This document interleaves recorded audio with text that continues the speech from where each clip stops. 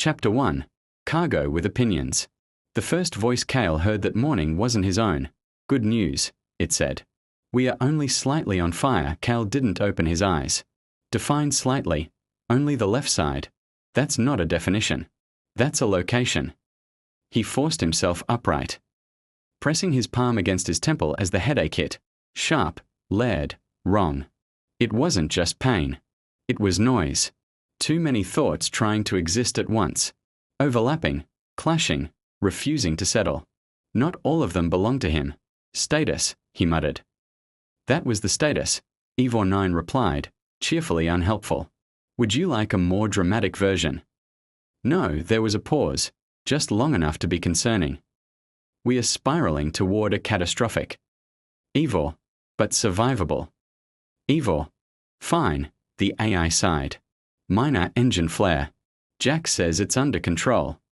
From the cockpit came a loud crash, followed by Jack shouting, "It is mostly under control." Kael swung his legs off the bunk and stood, gripping the wall as the ship lurched violently beneath him.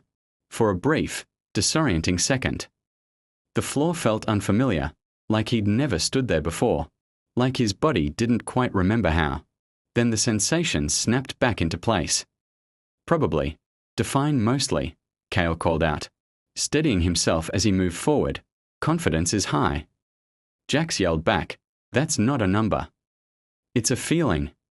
Kael staggered into the cockpit, already bracing himself for what he'd find, and somehow still underwhelmed by how bad it was. Jax Fenn was half standing in the pilot seat, one hand gripping the controls while the other held a wrench he absolutely did not need. Sparks flickered from an overhead panel, briefly lighting his expression, a mix of focus, panic, and misplaced confidence. Outside the viewport, a massive orbital station loomed, rusted and flickering, far too close for comfort. Its docking arms extended unevenly, like a broken machine trying to remember its purpose. "We are docking," Jack said, as if that settled things. "We are crashing," Kael corrected. "Docking aggressively." From behind them, Vex's voice cut cleanly through the chaos.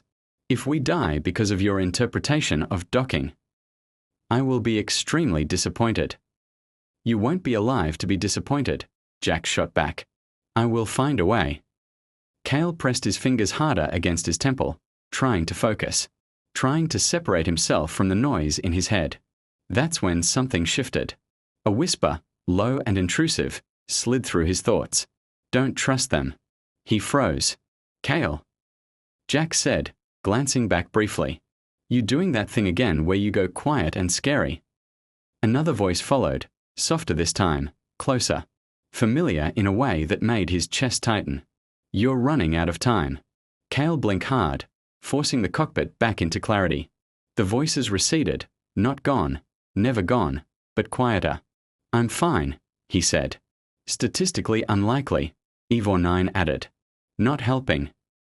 The station now filled the viewport entirely, close enough to make out scorched plating and flickering lights. The docking clamps were extending, slowly, unevenly, like they weren't sure they wanted the ship there at all. "Okay," Jack said, tension creeping into his voice. "Small complication." Vexa stepped forward, her posture rigid, her gaze sharp. "Define small." "The station is rejecting us." "That is not small. It's emotionally small." Kael exhaled slowly, but inside his mind, something laughed. Not Ivor. Not him. Something else. "We need to get inside," Kael said, his voice quieter now, steadier in a way that didn't feel entirely natural. "Working on it," Jax replied, wrestling with the controls. "No," Kael said, his eyes unfocusing slightly as chужие memories flickered through his mind. Maps, access routes, security bypasses he had never learned but somehow understood. "I know a way in." Vex's eyes narrowed. "You've never been here." Kael gave a thin, humorless smile. "Yeah," he said. "That's becoming less of a limitation." The ship lurched violently again as Jax forced it toward the docking ring. Alarms blared, red light flooding the cockpit in sharp pulses. Ivor 9's voice dropped into something theatrical, almost delighted. "Ah," it said. "Now we are definitely on fire." And somewhere deep inside Kael's mind, something woke up a little more.